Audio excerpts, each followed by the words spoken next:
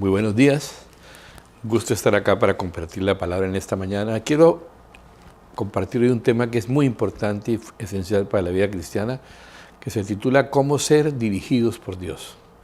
Padre, te doy gracias por tu palabra, te doy gracias por la bendición grande de poder ser un canal tuyo y te pido, Señor, que esta palabra cumpla el fruto que tú has planeado en cada uno de los corazones.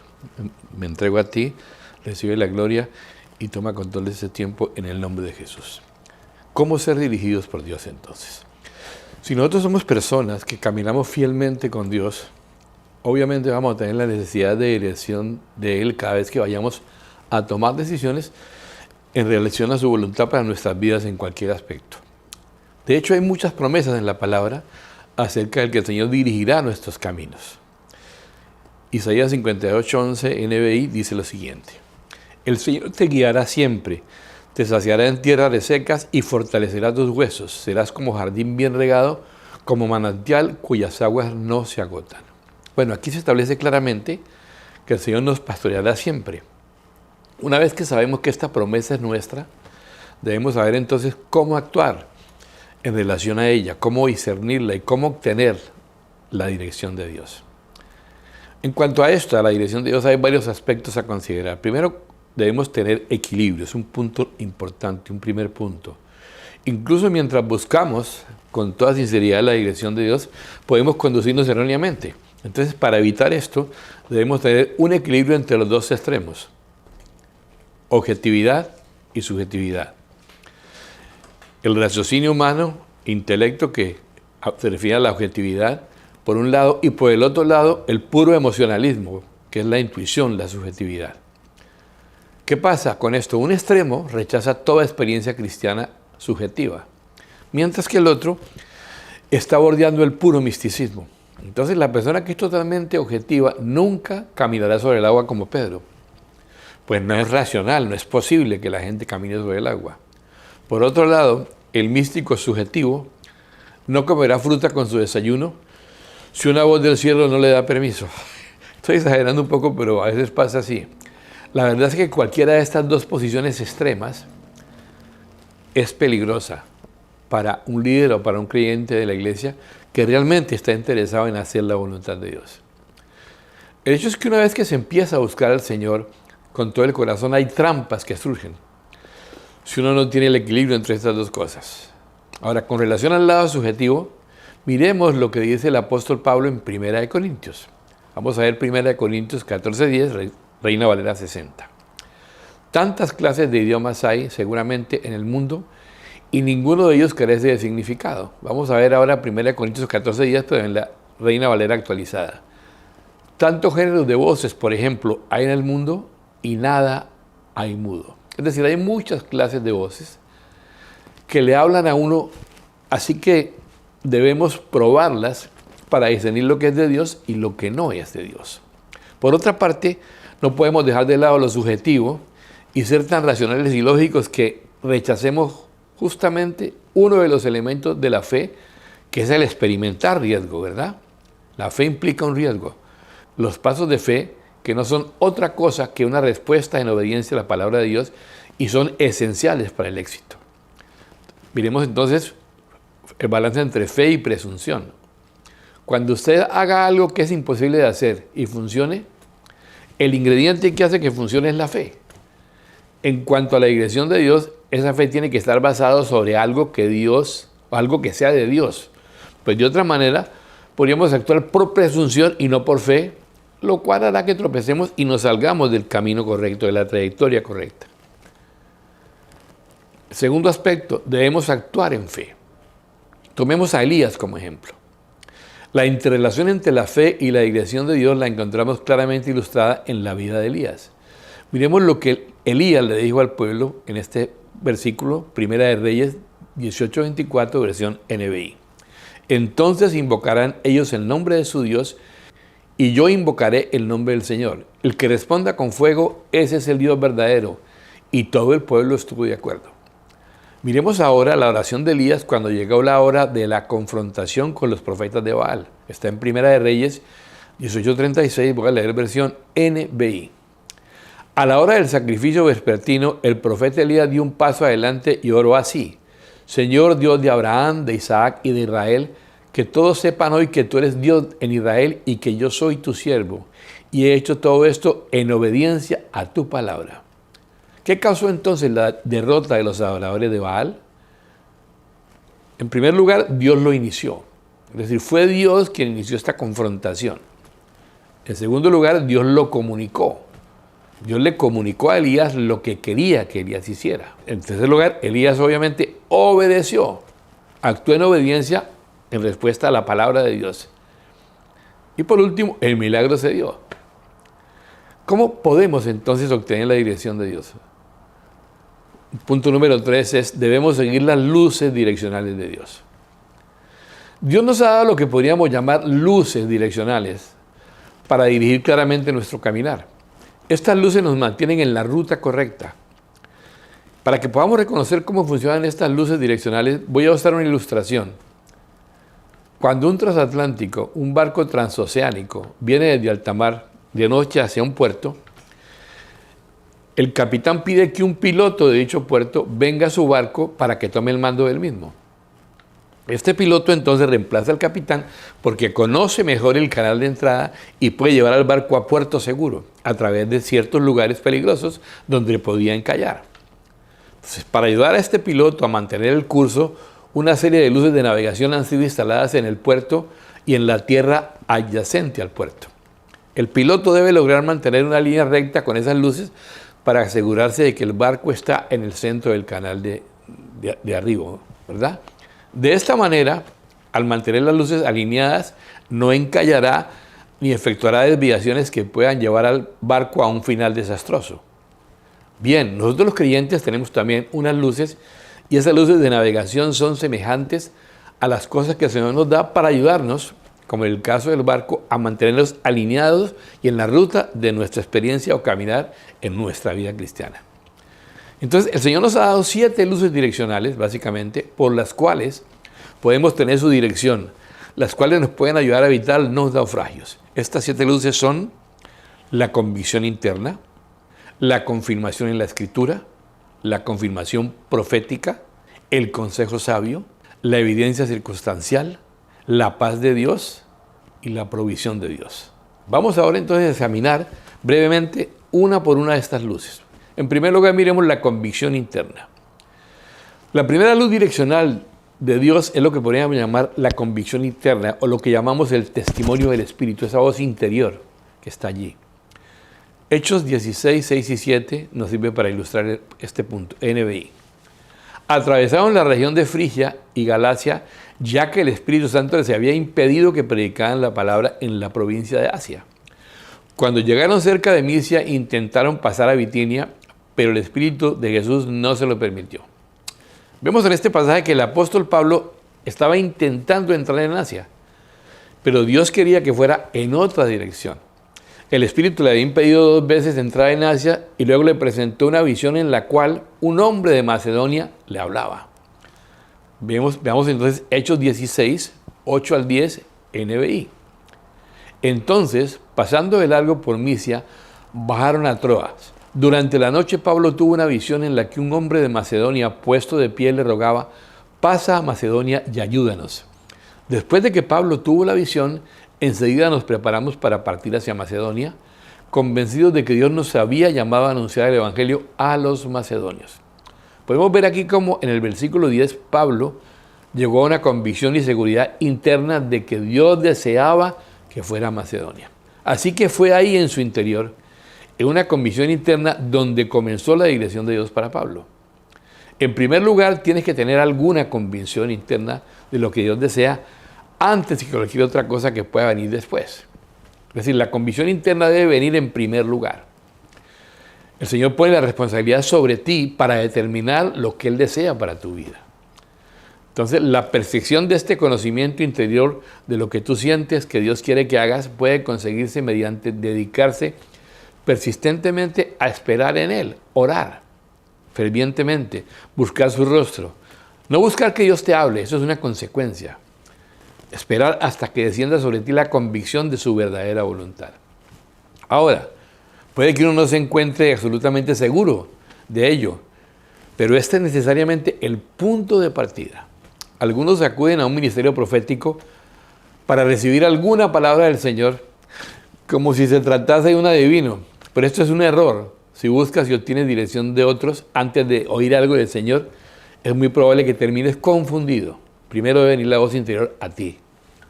Otra cosa es que esa dirección llegue espontáneamente por la obra soberana del Espíritu Santo. La palabra profética en la iglesia es para confirmación de la dirección de Dios, pero no para establecer su dirección para tu vida. Es muy importante esto. En segundo lugar, la siguiente luz es la confirmación en la Escritura. Hechos 17, 10 y 11 NBI. Esa misma noche, los creyentes enviaron a Pablo y a Silas a Berea. Cuando llegaron allí, fueron a la sinagoga judía. Los de Berea tenían una mentalidad más abierta que los de Tesalónica y escucharon con entusiasmo el mensaje de Pablo. Día tras día examinaban las Escrituras para ver si Pablo y Silas enseñaban la verdad. Entonces, esta convicción interna primera debe ir unida a la segunda luz direccional, la confirmación objetiva de las Escrituras. Subjetivamente yo digo que siento que esto es lo que Dios quiere que yo haga, pero objetivamente tengo que medirlo a la luz de los principios de la palabra, los principios escriturales. Es decir, una convicción, una voz o una profecía pueden desviarte si no están de acuerdo con la palabra. Por ejemplo, Dios no va a dirigir a un hombre para que se divorcie de su esposa y se case con otra. Jamás Dios guiaría a una persona en contradicción a su palabra. Es decir, no hay dirección de Dios que contradiga su palabra. Dios no hace excepciones ni tampoco hace acepción de personas. La tercera luz es la confirmación profética. Ahora bien, uno no puede navegar con una sola luz como señal direccional, ni siquiera puede mantener el rumbo con dos. Por consiguiente, hay una tercera señal luminosa que Dios puede darnos y es la confirmación profética. La dirección por medio de la profecía. Veamos algunos ejemplos de casos bíblicos donde el Señor utilizó la profecía para confirmar su dirección en una vida. Para confirmar, esto es importante. Hechos 21, 10 y 11 NBI. Llevábamos allí varios días cuando bajó de Judea un profeta llamado Agabo. Este vino a vernos y tomando el cinturón de Pablo, se ató con él de pies y manos y dijo, así dice el Espíritu, de esta manera atarán los judíos de Jerusalén al dueño de este cinturón y lo entregarán en manos de los gentiles. Una confirmación profética vino a través de Agabo sobre algo que el apóstol Pablo ya sabía, pues miren lo que Pablo había dicho antes, Hechos 20, 23 NBI. Lo único que sé es que en todas las ciudades el Espíritu Santo me asegura que me esperan prisiones y sufrimientos. Miremos en otro texto más lo que le decían los discípulos a Pablo. Hechos 21:4 NBI también. Allí encontramos a los discípulos y nos quedamos con ellos 7 días. Ellos, por medio del Espíritu, exhortaban a Pablo a que no subiera a Jerusalén. Entonces encontramos aquí 3 pasajes de la palabra que hacen referencia a la subida de Pablo a Jerusalén y cada uno confirma el anterior. Esto nos indica que hay una confirmación disponible para nosotros a través de los creyentes que hablan por el Espíritu y están confirmando la convicción interna que nos ha venido, la cual a su vez, como hemos dicho, está en correspondencia con la palabra escrita de Dios. Advertencia. Hay una advertencia aquí. No hagas esto al revés. Porque son muchas las personas que comienzan con una dirección a través de una profecía. Intentan encontrar algunos pasajes de la Biblia que la respalden y después tratan de convencerse a sí mismas de que eso es lo que Dios quiere que hagan. La primera obligación al buscar su voluntad es entre tú y el Señor, sin que haya ningún otro ser humano como intermediario, salvo que el Señor en su soberanía haga una excepción de este principio. La cuarta luz de dirección, el consejo sabio. Muchos rechazan esta cuarta luz, que es buscar consejo sabio, y terminan desviándose espiritualmente. Miremos algo muy importante que dijo el rey Salomón en Proverbios 11:14, Reina Valera 60. Donde no hay dirección sabia, caerá el pueblo, mas en la multitud de consejeros hay seguridad.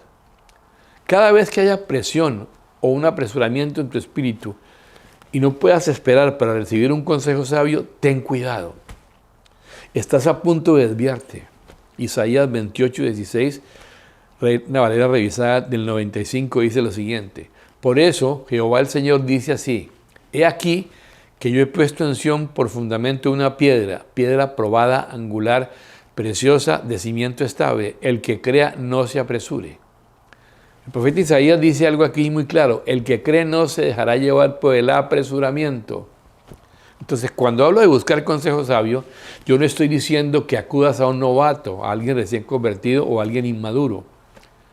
Hablo de pedir consejo a personas que realmente conozcan los caminos de Dios y hayan realmente caminado con Él con un entendimiento espiritual profundo.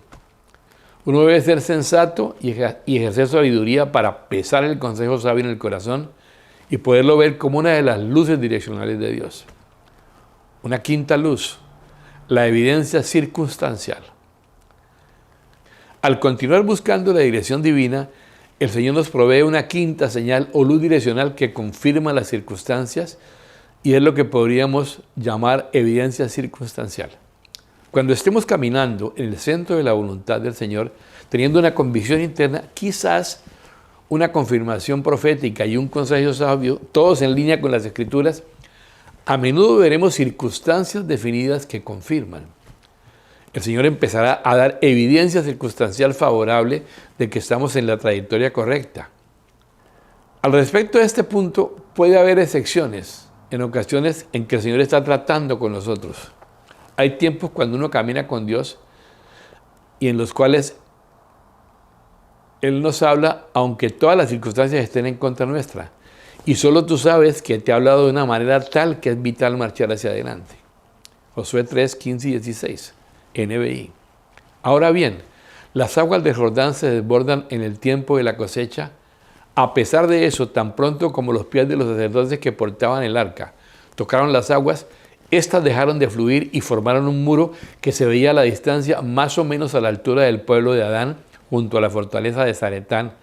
A la vez dejaron de correr las aguas que fluían en el mar de Arabá, es decir, el mar muerto, y así el pueblo pudo cruzar hasta quedar frente a Jericó. Escucha este detalle: solo hasta cuando los sacerdotes vinieron al Jordán y pusieron sus pies en sus aguas, éstas se dividieron. Y así sucede a veces con las circunstancias.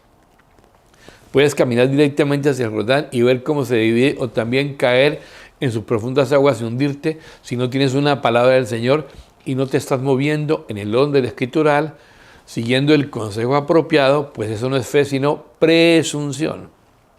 Veamos entonces la sexta luz, la paz de Dios. La sexta luz direccional es la paz de Dios. Ahora bien, paz con Dios y la paz de Dios son dos cosas distintas. Repito, paz con Dios y la paz de Dios son dos cosas distintas. Romanos 5:1 NBI dice lo siguiente: en consecuencia, ya que hemos sido justificados mediante la fe, tenemos paz con Dios por medio de nuestro Señor Jesucristo.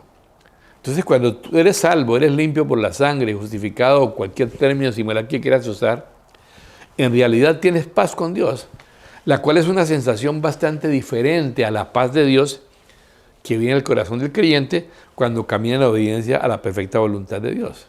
Miremos lo que dice el apóstol Pablo. Filipenses 4, 6 y 7, Reina Valera 60. Por nada estéis afanosos, si no sean conocidas vuestras peticiones delante de Dios en toda oración y ruego, con acción de gracias, y la paz de Dios que sobrepasa todo entendimiento guardará vuestros corazones y vuestros pensamientos en Cristo Jesús. La palabra clave aquí es guardará, está en el versículo 7, la cual significa realmente actuará como un árbitro. Entonces la paz de Dios, que sobrepasa todo entendimiento, actuará como un árbitro. El propósito de un árbitro es controlar el juego para que sea como debe ser. Así que la palabra de Dios tiene que actuar como un árbitro para decirnos si hemos cometido falta o si actuamos correctamente. Por ejemplo, si tú estás en la encrucijada de una decisión y no sabes si tomar el camino de la izquierda o de la derecha, entonces mi consejo es que tomes una decisión. Muchas personas permanecen 10 años o más en una encrucijada y nunca toman una decisión. Entonces, después de haberte sometido a ti mismo al Señor Y ella llevaba el asunto al Señor con oración. Entonces toma una decisión. Aquí es donde la paz de Dios actúa como un árbitro. Oras, te encomiendas al Señor y dices, muy bien, Señor, voy a tomar el camino de la izquierda. En el momento en que comienzas a seguir ese camino, repentinamente sientes que la paz de Dios te deja y te preguntas, ¿para dónde se fue Dios? Cuando su paz te deja, ese es el momento de detenerte y examinar tu situación. Debes tomar nota respecto al lugar donde perdiste tu paz, volver, retornar a ese lugar y decir, Señor, tomé la decisión equivocada y entonces tomo la senda de la derecha, la del bien, y al instante notarás que la paz de Dios vuelve a tu corazón. Para ese momento comprenderás que estás siguiendo su voluntad. Veamos ahora la séptima luz de dirección, la provisión de Dios. Llegamos a esta séptima luz, la de la provisión. Hudson Taylor decía, hacia donde Dios guía, Dios provee. Y continuó diciendo, la obra de Dios hecha en el tiempo de Dios y a la manera de Dios nunca carecerá de su provisión. Esta es una ley inmutable y vale la pena recordarla. Y aquí tenemos un par de cosas que decir. Primero, no descuides a tu familia. Los hombres que dejan a sus esposas e hijos hambrientos y necesitados, sin ninguna provisión, porque por ejemplo dicen que Dios les está dirigiendo para que salgan a evangelizar por todo Sudamérica, están en un grave error. Miremos lo que Timoteo declara, 1 Timoteo 5:8 NBI. El que no provee para los suyos y sobre todo para los de su propia casa, ha negado la fe y es peor que un incrédulo. Hay ocasiones en que uno camina en fe sin provisión, metiéndose en una situación imposible, si no ha tenido una palabra definida y sólida de Dios. De hecho, aun si tienes una palabra clara del Señor, puedes andar en el aire, pero si no la tienes, puede que te encuentres en una situación muy dura y terminar en un desastre.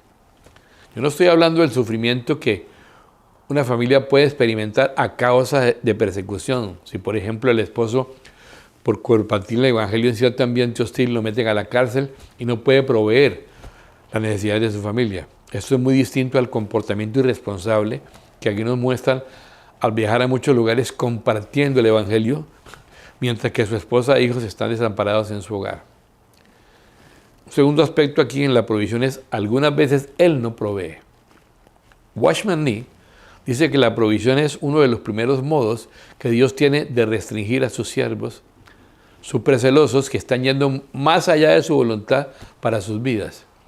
Él les arrebata la alfombra o tapete de la provisión de debajo de sus pies.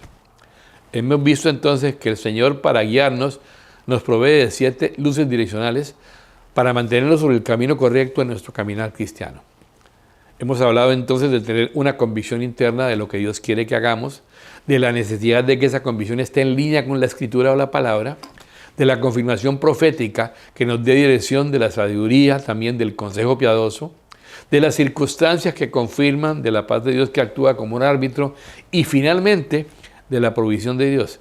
Pero hay todavía otra manera en la que Dios nos guía. La cuarta, o un cuarto aspecto, Dios nos guía en la oscuridad. Isaías 42, 16 al 19, versión Reina Valera 60. Dice, y guiaré a los ciegos por camino que no sabían, les haré andar por sendas que no habían conocido, delante de ellos cambiaré las tinieblas en luz y lo escabroso en llanura. Estas cosas les haré y no los desampararé. Serán vueltos atrás y en extremo confundidos los que confían en ídolos y dicen a las imágenes de fundición, vosotros sois nuestros dioses. Sordos, oíd, y vosotros ciegos, mirad para ver. ¿Quién es ciego sino mi siervo? ¿Quién es sordo como mi mensajero que envié? ¿Quién es ciego como mi escogido y ciego como el siervo de Jehová? Hay ocasiones en nuestras relaciones con Dios en las que no sabemos qué camino va hacia arriba, hacia abajo o hacia los lados. Te pregunto, ¿te has encontrado alguna vez en una situación de este tipo? Si te encuentras bajo el trato, la formación o la disciplina del Señor, al igual que José, cuando estaba en la cárcel de Faraón, incapaz de encontrar una sola luz direccional, sin saber lo que está pasando ni qué camino hay que seguir, hay varias cosas que debes tener presentes. Primero, agárrate de la fe. Esto es lo que debes hacer. Si tu vida ha sido encomendada al Señor y no estás caminando en rebelión abierta y voluntaria contra su voluntad, entonces Dios te está guiando. Así no veas. Él nos conduce por la luz o en medio de la ceguera, pero de cualquier manera, Él nos conduce, Él nos guía. Y un segundo punto, Él siempre estará contigo. Isaías 43:2, NBI. Cuando pases por las aguas, yo estaré contigo, y si por los ríos no te anegarán. Cuando pases por el fuego, no te quemarás, ni la llama arderá en ti. Vamos ahora a Isaías 58:11, la versión Dios habla hoy. Yo te guiaré continuamente. Te daré comida abundante en el desierto. Daré fuerza a tu cuerpo y serás como un jardín bien regado, como un manantial al que no le falta agua. Aún en los valles de nuestra vida, cuando pareciera que Dios se ha alejado, Él siempre ha estado y estará con nosotros. Vamos a orar entonces. Padre, gracias por tu palabra, Señor. Gracias por este tema tan interesante de cómo ser guiados por Dios. Es algo que como creyentes necesitamos desesperadamente. Así que ahora, Señor, yo te pido que esta enseñanza y estos principios que hoy recordamos nos sirvan para seguir entendiendo cada vez más y moviéndonos cada vez más en tu perfecta voluntad en cada una de las cosas que hagamos. Señor, que tú nos libres de iniciar cosas por nuestra cuenta, pretendiendo que tú después las prohijes o las respaldes. Que siempre el punto de partida seas tú, que tú inicies, tú hables, nosotros obedezcamos y finalmente veamos lo que tú quieres que sea visto a través de nuestro caminar en completa sujeción a ti, recibiendo tu perfecta dirección para nuestras vidas. Te doy gracias, Padre, en el nombre de Jesús. Amén. Mis amados, Dios mediante, nos veremos la próxima semana por este mismo canal para seguir compartiendo acerca de la importancia de caminar en la dirección de Dios y la importancia de ser realmente portadores de su luz en medio de una sociedad que tanto necesita la bendición del reino de Dios y sus principios. Dios les bendiga.